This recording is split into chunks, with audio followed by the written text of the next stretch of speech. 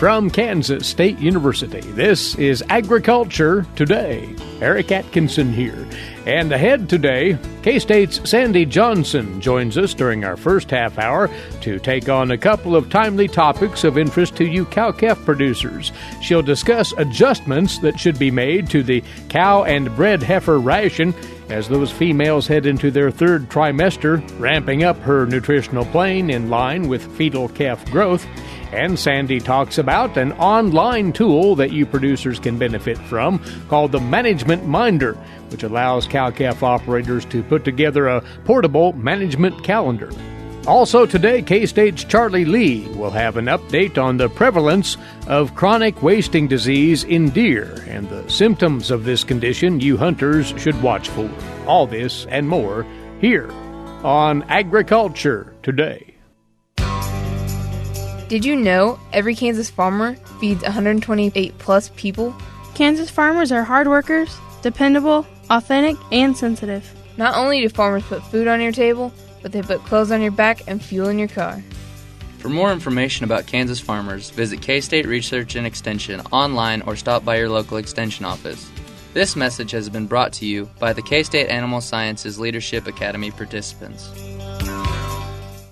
We've thoughts for you cow-calf producers over the next few moments. Along the way, via phone now, is Sandy Johnson, Research and Extension Beef Production Specialist for K-State, based in northwest Kansas. And Sandy, we want to take on several things here in our visit today, and one of those is for those producers with spring calving cow herds. We are now entering a very pivotal moment in nutrition management for the cow, the third trimester. You call this, in a recent article, the most underappreciated time of the year in regard to that cow herd. Why so?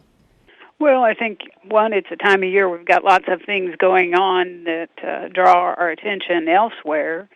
And, we know when calving starts. It's just the days can slip away from us very quickly.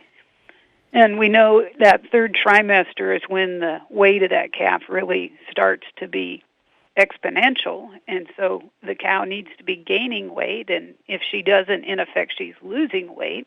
And so if she doesn't have any extra condition to give, then that puts us behind at calving. And then we've got a thinner cow at calving, and we may or may not have her in the condition we want to rebreed her. And so we're, in effect, impacting not only the fetus in utero, but the rebreeding and so the age and weight of that next calf as well. So it's really a critical time point.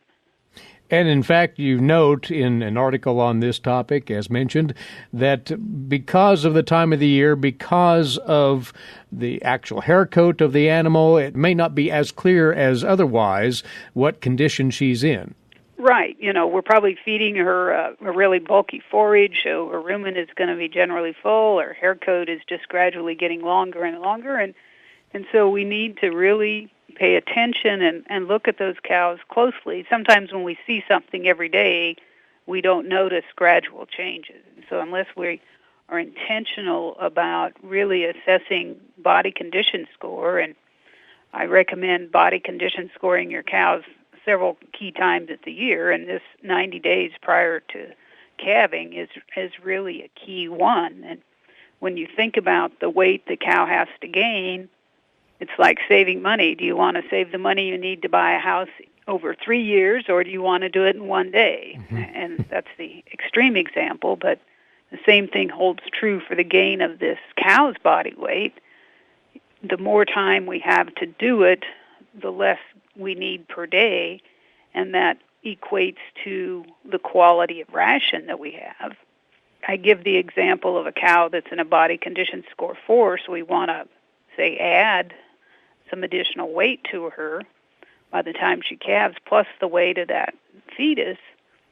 And if we don't have that, if we're not making that change early in that third trimester or even before, we need to be feeding essentially ration that's going to gain over 3.5 pounds a day, and we typically, if you think about what we're feeding a growing calf to achieve that level of performance, we don't feed that to cows, and so unless you're one of the few people that do feed that high level of ration to a cow, chances are she's going to calve a little thinner than she should, and perhaps the nutrients to that fetus might be not as optimal either.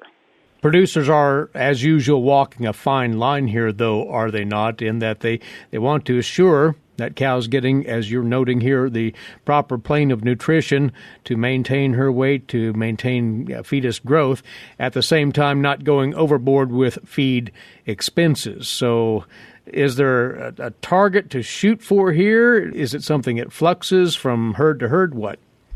Well, I think what we try to do is use our body condition scoring as a gauge of where that cow is at. And if you're not familiar with body condition scoring, we have a number of resources to help you, or contact your local county extension agents. That's just a really key skill. And so we think of a 5 on a mature cow as being kind of that ideal condition. She has enough condition to weather a winter storm, per se, and then she is not overly conditioned that we spent a lot of additional money putting that condition on her. Now, some people like more insurance than others, and that's if you like to keep your cows in much heavier body condition, you're certainly welcome to do so.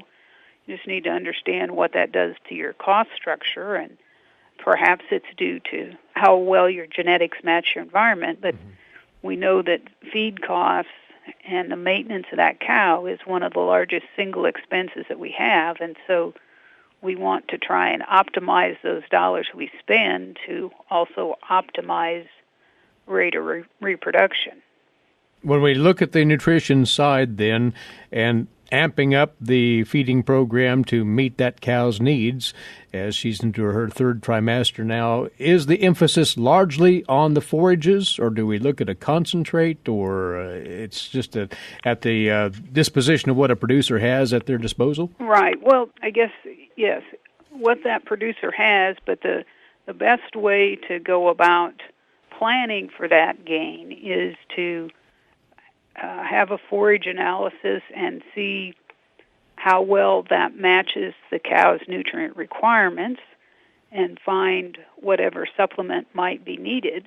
You know, forages vary from year to year. We shouldn't assume that the forage we fed last year and what we harvested this year will provide equal performance, and to ignore that year-to-year variation or to not test that feed stuff is just adding risk to your operation, so that, you know, eventually you'll figure out if there was more or less nutrition in there, but then you have lost days towards your goal or spent more money on feed perhaps than was needed. So a forage analysis and a ration development plan for that cow in the third trimester is a good expenditure of time and money, so that you have a cost-effective ration, but one that also meets that cow's needs.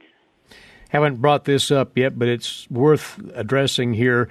The age of the cow making a difference, and in fact, if you have a first calf heifer, do you want to manage those or the younger cows differently than a more mature cow in this respect?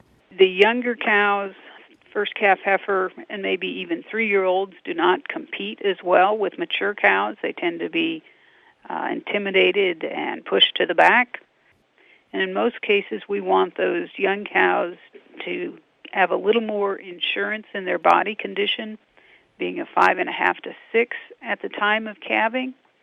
And generally, we make that recommendation because we have so much milk in a majority of our cow herd that it's very difficult for most environments to provide enough nutrition to allow her to grow as well as meet that tremendous milk production potential.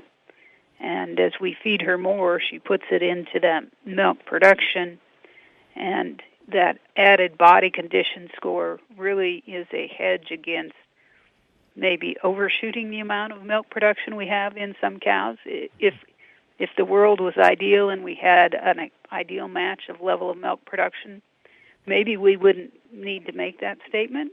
But the fact is that we do have a lot of milk production in these young cows. And so it's until some change in our overall level of milk production globally, we'll probably stay with that higher body condition score recommendation to help meet those increased needs. And therefore, it might pay off for a producer to separate those younger cows or certainly those heifers out for feeding purposes here as we get through this third trimester. Right. Not only for competition reasons, but generally just a little higher level of nutrition to those young cows would be warranted. Sandy, one last thought on this particular subject. So the producer makes the adjustment here as this third trimester is underway, and again, increasing the nutritional availability to those calving cows or heifers. Does one likely need to monitor this further right through the trimester and be ready to make further adjustments to the ration? Well, we like to use a ration analysis to try and estimate animal performance. We know that whether it be sampling or some other reason, what we plan may not be working as well as what we expected. So yes, we do need to monitor that performance of those cows and make sure that the needed progress is made. Life would be great if we could weigh those cows every month. I know that's not right. realism, but they need to gain that weight, and paying attention to those details during that third trimester is certainly worth your time and effort. Well, Sandy, we'd like to take up another subject with you, and it has as much to do with overall management of the cow herd and keeping track of what and when with respect to that management. And we'll get into that after this break, if you would hold on for just a few moments. Sure thing. Sandy Johnson is with us. She's a beef production specialist, K-State Research and Extension, based in Northwest Kansas, and we'll talk with her about the management minder next here on Agriculture Today.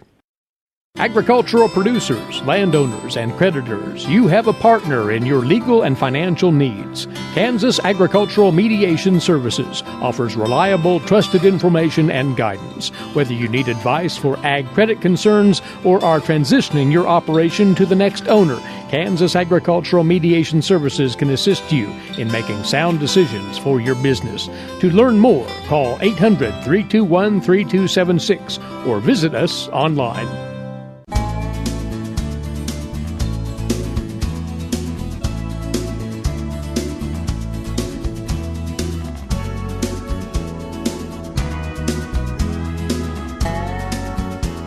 Agriculture Today continues now here on the K-State Radio Network, and our guest, once more via phone from her office in Colby, Northwest Kansas, is Research and Extension Beef Production Specialist Sandy Johnson. Sandy shared some thoughts on the first part of this broadcast on the nutrition management for the calving cows and heifers heading into this third trimester period for them, spring calving cows and heifers, that is. Keeping track of these management things and others can be a daunting task for the producer. And Sandy, you told us about this particular tool last year, and we want to remind producers of it again today. There's something out there that's called the management minder for keeping track of the cow herd production year. Remind us of what that is, if you would. That's right, Eric. I suppose one of the key reasons in my mind was to remind us when this third trimester occurred and that date didn't slip away from us. But as we often talk about here and in other extension programs about timely things we need to be doing in terms of management. And in many cases, we all know we need to do X, Y, and Z for cow herd management, but we all have slightly different calving and breeding dates, other things impinging upon our time. And wouldn't it be nice if we couldn't create our own production calendar for our cow herd based on when we turn out bulls and subsequently when we calve, to remind us of things like when the third trimester starts, when we might start nighttime feeding prior to calving, when we should start feeding an IGR mineral if we want to have that as part of our fly control program, remind us of silly things, but how many times have we not had all the supplies that we needed to work cattle I'd hate to list my own experiences there, but what we have done is created an online tool that allows you to, well, it can create an electronic calendar, so you have, it could come up on your phone. If the third trimester for your cow herd started today, you can put it on your desktop calendar. It works with either Google, Yahoo, or Outlook calendars.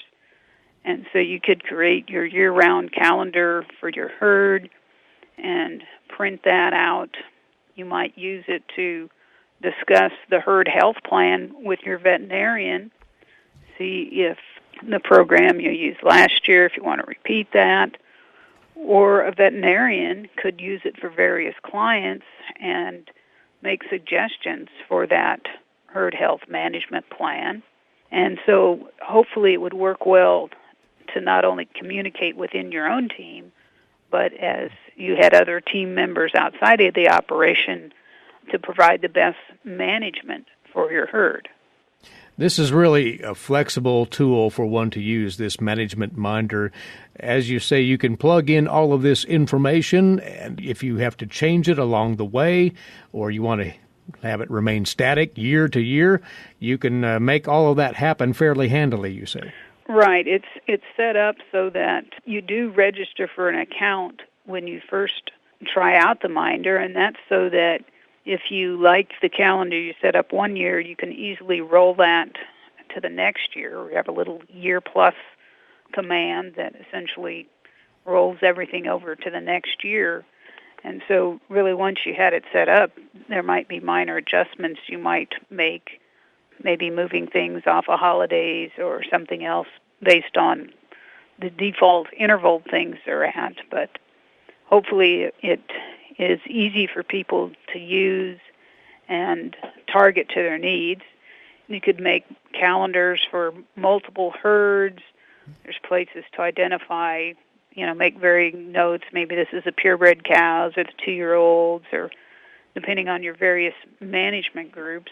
Of course, you can only get so many notes on a paper calendar that you might be able to read easily, but you can add as much there as you might like to help target different management groups and provide you the needed notes that might fit your situation. And if a critical management date is coming up or has arrived, does this then signal to you somehow through your mobile device or otherwise that that date is at hand?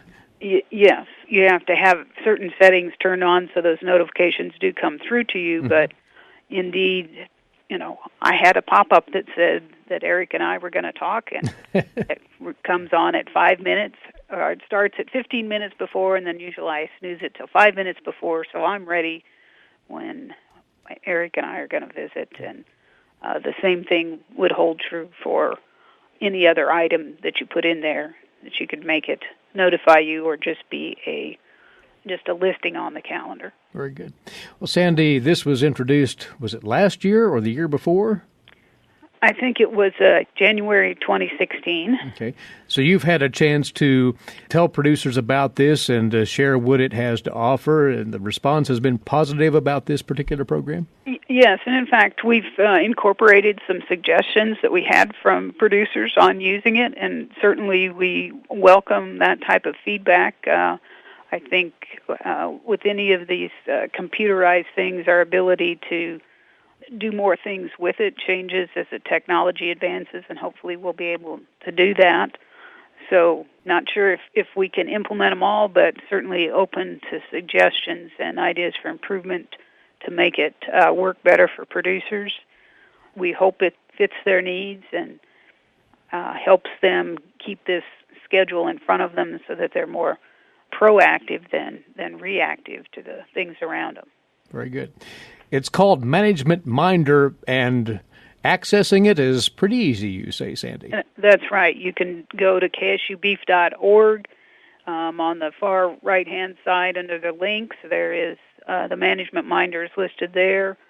Or if you type in ksubeef.org/managementminder, all one word, it will take you there as well. I have trouble spelling management, so, if you don't spell management right, it won't get you there, but probably everybody else but me in the world can spell management, so it won't be a problem. And it's free of charge. Free of charge. And that's all the better. So, again, it's the Management Minder program for scheduling virtually any aspect you'd care to schedule regarding your cow-calf herd management, from vaccination schedules to key dates in the reproduction cycle, so forth. So check that out at ksubbeef.org. That's the link, and very easy to pull that down and put it to use. As we start this new calendar year, it might be an ideal time to work this into your management scheme as a cow-calf producer. Well, Sandy, we appreciate the word on all of this. Thanks for joining us today. Glad to be here. She's a beef production specialist with K-State Research and Extension, once more stationed in northwest Kansas. That's Sandy Johnson. You can find out information on all that we've covered with Sandy today, as a matter of fact, at ksubbeef.org. Before we break away once again, do want to plug in here another word on that series of meetings that K-State and the University of Nebraska will be conducting quite soon now, in the early part of December. And these will get into cow-calf production on limited pasture availability, with perennial pastures diminishing as a resource for cattle operations as they're being converted into cropland or for urban usage. K-State's Jamie Lynn Farney is teaming up with Mary Drunowski and Carla Jenkins of the University of Nebraska to conduct these at 3 sites, 2 in Kansas, 1 in Nebraska. The first of these will be Tuesday, December the 12th in Marysville, then December the 13th, Blue Hill, Nebraska, and December the 14th in Oberlin. These programs will dig into the economical forage options for the given area, the do's and don'ts of using cover crops as grazing forage, and the alternative of confinement cow feeding. They're asking you to reserve your spot at one of these no later than Friday, December the 8th, so that they can get an accurate meal count at each of these. Again, cattle production on limited pastures, the theme, the locations, Marysville, December the 12th, Blue Hill, Nebraska, December 13th, and Oberlin, December the 14th. You can contact the extension offices in the host counties to save your spot at one of those sessions. And while you're looking into these programs at ksubbeef.org, you might take advantage of the bevy of other information you'll find at that website, covering research-based information on feeding and watering, health, reproduction and genetics, the costs of production and marketing, employee management, legal and regulatory matters, the Sunflower Supreme Heifer program, and considerably more, available for you to dig into, producers at ksubbeef.org. This is Agriculture Today. We'll be back after this break with today's agricultural news headlines for you. Also awaiting with this week's Milk Lines, K-State's Mike Brouk. And again on wildlife management, K-State's Charlie Lee returns later on. All still to come here on the K-State Radio Network. Please stay with us.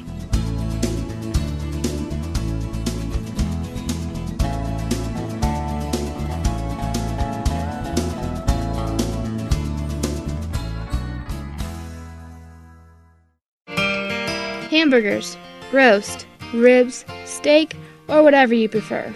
Beef, it's what's for dinner. Kansas cattle farmers produce 7.5 million head of cattle per year. It takes about 7 tablespoons of peanut butter to get the same amount of protein in 1 serving of lean beef. Support your local Kansas farmers and ranchers. Eat beef. This message was brought to you by the K-State Animal Sciences Leadership Academy participants.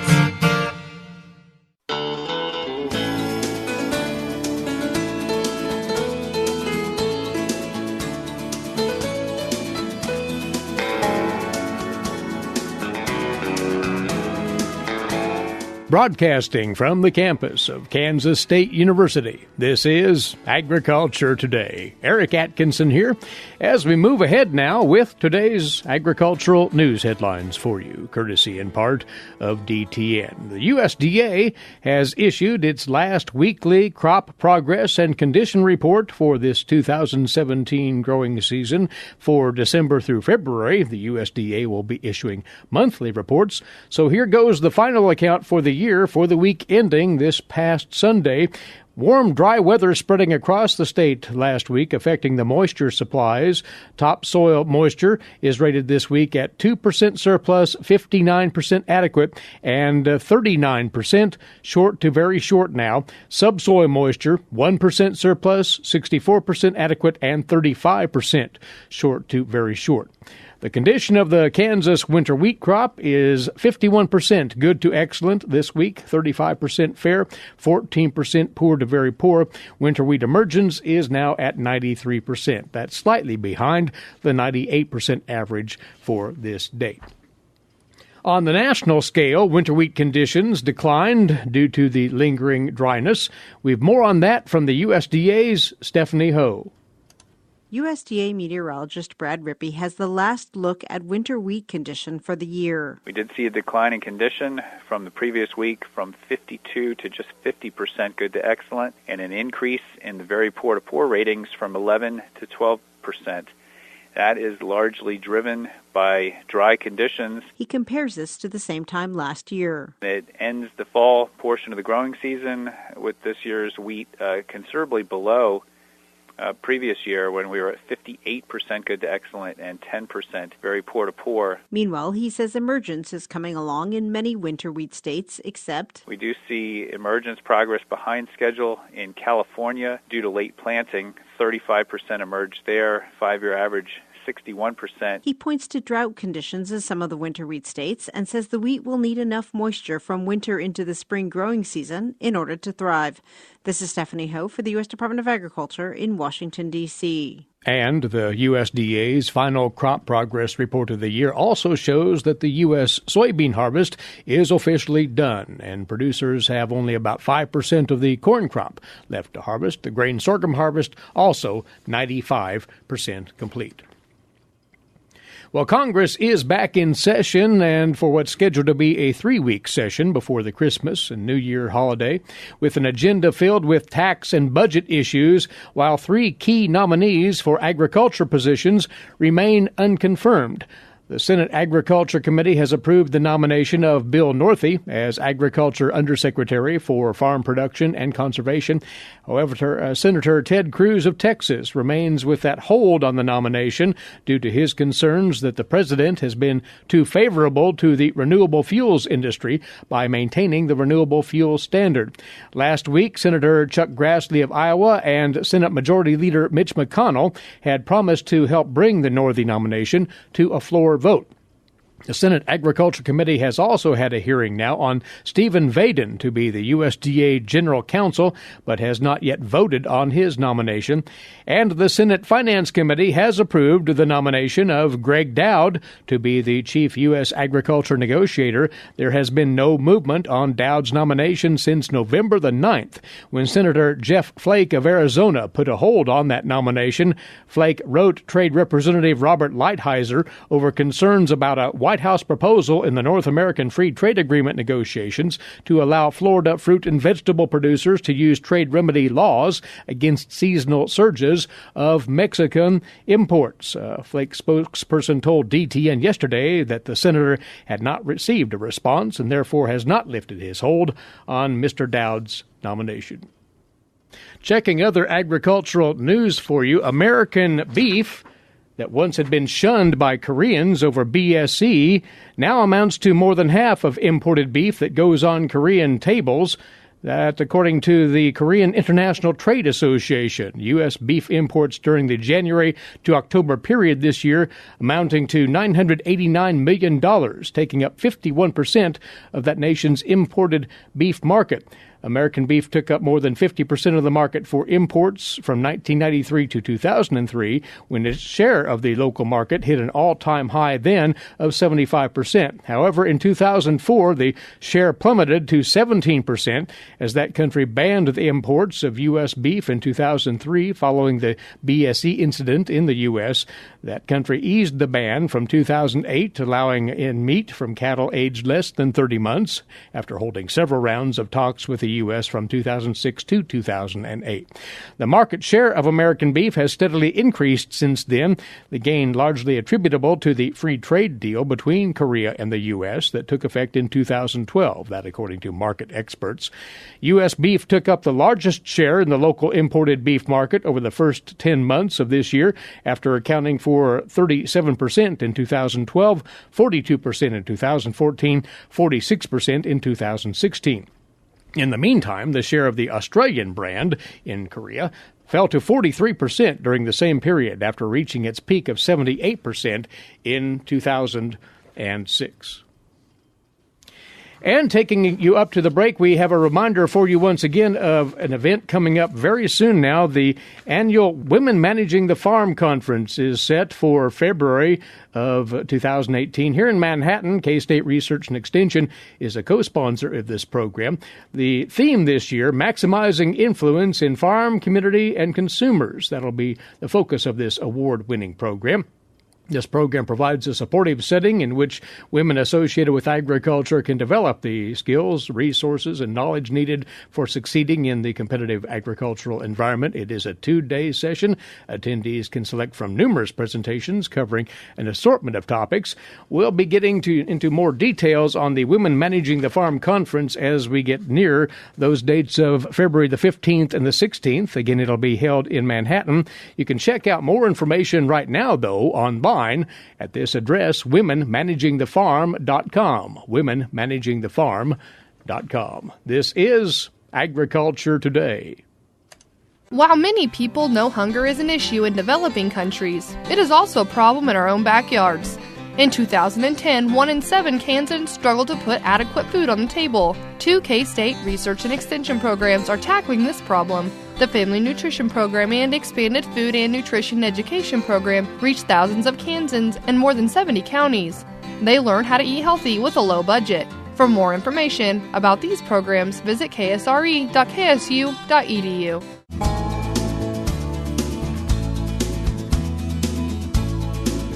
Agriculture Today is back now, and we visit once more with wildlife specialist, K-State Research and Extension, Charlie Lee.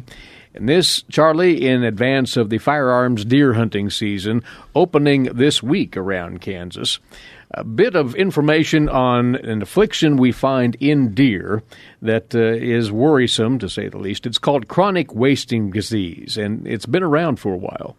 Yes, we suspect that chronic wasting disease, which is a contagious neurological disease that affects deer, elk, and moose, may have been around for more than 40 years. It was first described and found in mule deer in a wildlife research facility in Colorado in the late 60s. Was not identified as a transmissible spongiform encephalopathy, or a TSE, until in the 70s. But it's been around for a while, as this type of disease, these TSEs, are found in domestic animals, scrapie in sheep, bovine spongiform encephalopathy in cattle, also known as mad cow disease. It's really not appropriate to compare chronic wasting disease with mad cow disease. The diseases are distinctly different, and there's no evidence that chronic wasting disease poses a direct risk for humans.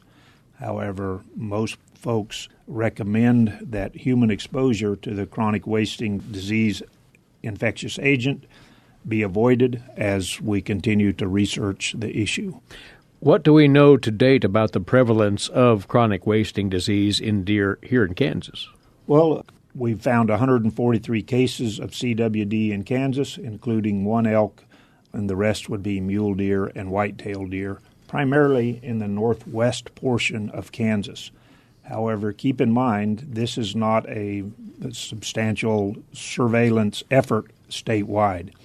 Typically, the surveillance takes place in areas where hunters or others have observed the common symptoms of the disease and see some behavior changes and abnormal health aspects of animals.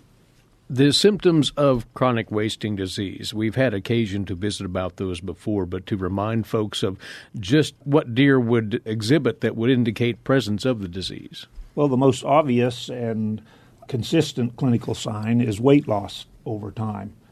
They continue to eat, but the amounts of feed they consume is reduced, which leads to a gradual loss in body condition. Excessive drinking and urination are common in the terminal stages.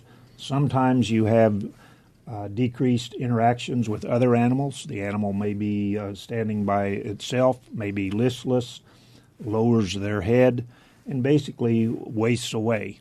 Antler growth may not be reduced. It may look to be still a very healthy animal from the antlers, and the only way to make a conclusive diagnosis is an examination of the brain, tonsils, or lymph nodes that is performed after death. We may talk a little bit more about sampling for testing of CWD in a moment here, but what we know about how it is spread among deer, is that well documented? Well, it's not known exactly how it's transmitted. We know that this infection agent can be passed in feces, urine, or saliva.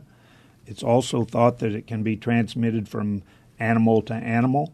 There may be some transmission from mother to fetus, but we don't really see this progressive and fatal disease take place until the animals are at least 17 months of age, and it's been found in animals that are as old as 15 years of age. So I think there's still a lot we need to know about chronic wasting disease. We know it's extremely resistant in the environment, and I think that this transmission can be direct and indirect. When we concentrate deer and elk in captivity or artificial feeding, that probably increases the likelihood of both direct and indirect transmission between individuals. It's not unusual that when we have high densities of wildlife or of any mammal, we end up with the increased likelihood of disease transmission among individuals. We know that contaminated pastures, contaminated facilities have served as sources of infection in some of these chronic wasting disease epidemics. Then for hunters, as they go about the hunt in the coming weeks, what caution should they take, if any at all, to make sure that there's no issue with CWD as they harvest deer? Well, first be aware of the clinical signs of CWD. Don't shoot or handle or consume deer or elk that are acting abnormally or appear to be sick. When you're field dressing the animal, wear rubber gloves, minimize the use or prefer to not use a bone saw, bone out the meat, try to avoid cutting through brain or spinal cord tissues, avoid contact with eyes and spleen and lymph nodes, and then make sure you wash your hands thoroughly after dressing and processing the game meat. It's not recommended to eat meat from animals that are known to be infected with CWD, but then keep in mind that there's been no confirmation of humans consuming meat from infected animals and becoming infected. But if one is unsure about the meat that they've harvested, they can actually turn to the Veterinary Diagnostic Laboratory at K-State for a sample kit. Yes, they are offering a sample kit for $7, which pays for the shipping. That includes the sample collection instructions, the containers of formalin, the packaging material, the shipping container, the test submission forms, and then there's a $28 charge for the chronic wasting disease test. It's a fairly rapid turnaround, so hunters within 3 to 4 days can determine whether their animal was infected with CWD or not. You can go to the K-State Veterinary Diagnostic Laboratory website to find out more about that. And one more thing, you'd like to encourage that hunters not move venison around with the prospect of spreading this disease further. Yes, we can assist wildlife managers in preventing the spread of this disease by not transporting live deer or dead deer from areas where chronic wasting disease occurs to chronic wasting disease-free areas. So if you're in that northwestern part of the state and you harvest a deer, keep the animal and the animal parts within that unit. That is background on chronic wasting disease in deer and some information worth knowing as we head into the firearms deer hunting season in Kansas. Charlie, we appreciate the word on this. That's Charlie Lee, wildlife specialist, K-State Research and Extension. With that, our Tuesday edition closes out. Thanks, as always, for being along with us, and please rejoin us here tomorrow, won't you? Until then, Eric Atkinson for Agriculture Today over the K-State Radio Network.